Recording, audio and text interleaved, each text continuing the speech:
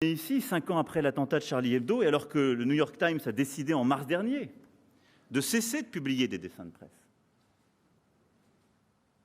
c'est l'un des signaux faibles de ce que je suis en train d'évoquer.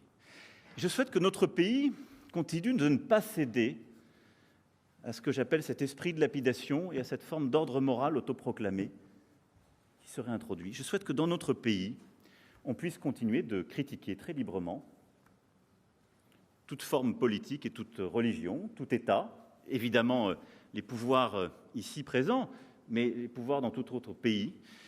Nous sommes un pays où la liberté de critiquer va avec la liberté de s'exprimer, où la liberté de blasphème est aussi protégée, et où j'y tiens très profondément à ce qu'elle soit maintenue et préservée. J'évoquais à l'instant l'importance des dessins de presse. La France est toujours aux côtés de l'esprit du 11 janvier, de ceux qui défendent la liberté d'expression dans toute sa plénitude. Nous l'avons démontré en mai dernier en soutenant activement l'adoption de la déclaration d'Addis-Abeba sur le dessin de presse. Et nous venons de lancer une mission pour créer en France la maison du dessin de presse et du dessin satirique, voulue par Georges Wolinski. Le ministre de la Culture s'est fortement exprimé sur ce sujet, il le porte à raison.